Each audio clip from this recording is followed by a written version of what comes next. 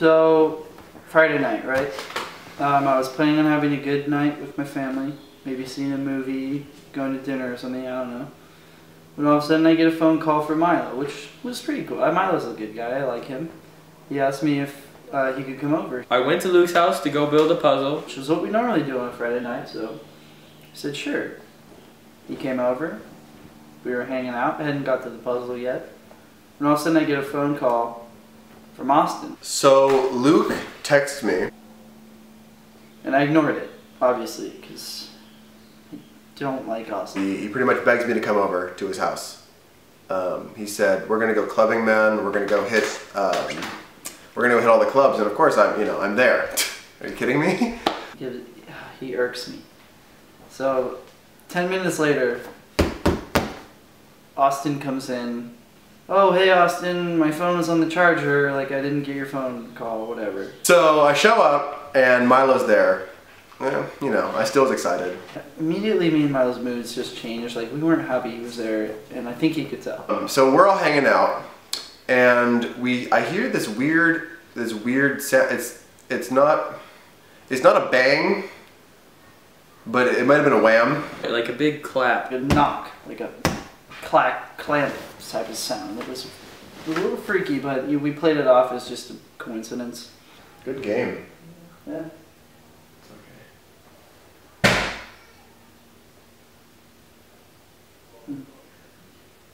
What was that? But then another clap happened, super loud. So I was scared. I got scared. Austin was scared. Austin was getting a little scared, I could tell. I'm not too scared. I'm like moderately to really scared. You know, I was in the zone.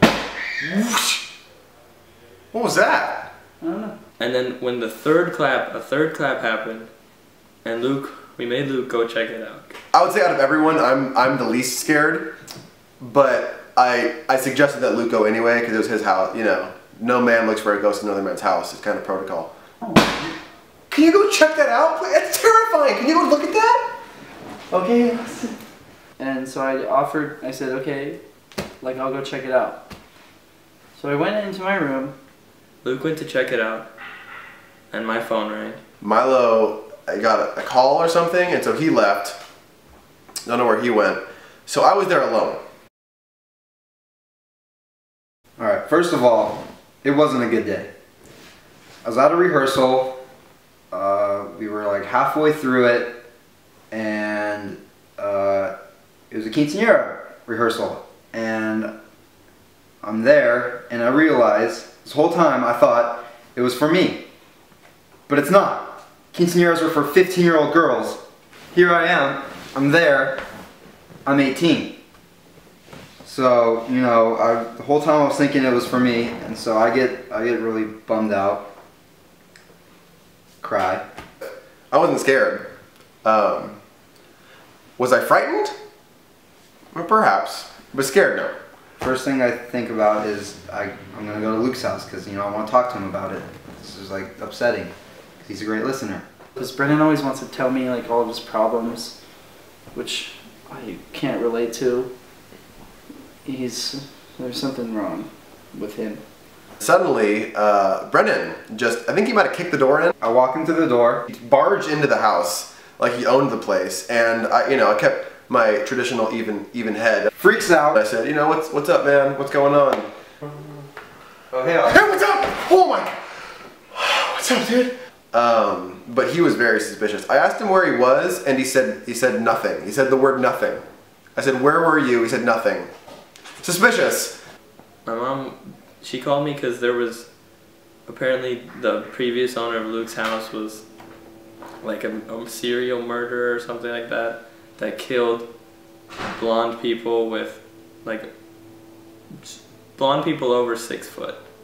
So I went into my room, I walk in, and I see, oh, the window's open, the wind is blowing on my shutters, and so it was making a sound, like, that happens, that's life.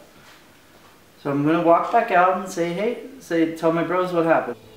And then, right there, it came to me, that's the ghost of Mr. McGulligan who's gonna get Luke, so I ran back into the room. Milo comes running in talking about some some serial killer. Mr.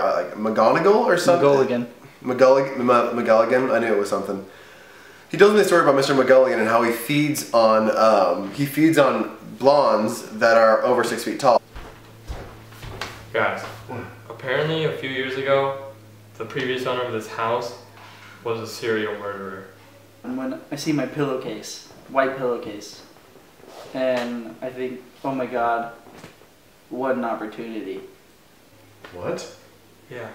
And he only killed people that were blonde and over 6 foot tall.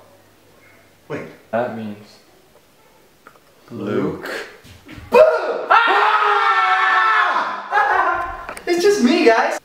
So I put it on, I jump out, scare him. Next thing I see, Luke comes out wearing a ghost costume, trying to scare us, I guess. Oh, Luke. Coach M? What? But here's the crazy part. Behind Luke was a ghost. the real ghost of Mr. McGulligan came up behind Luke. I see my old baseball coach behind Luke.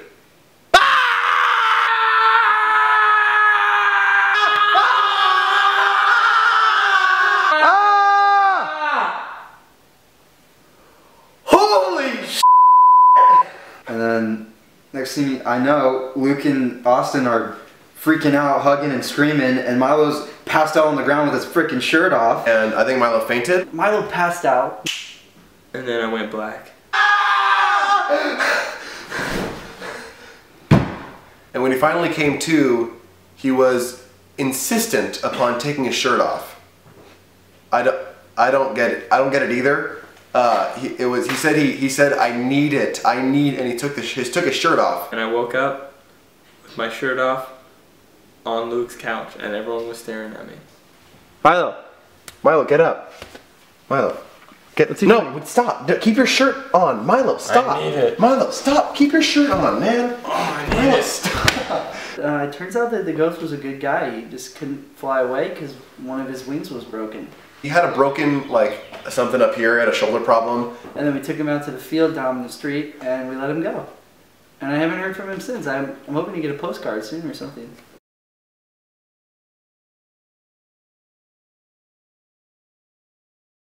Okay, well, thanks for telling us the story. Absolutely, yeah. You said it was going to be on Telemundo?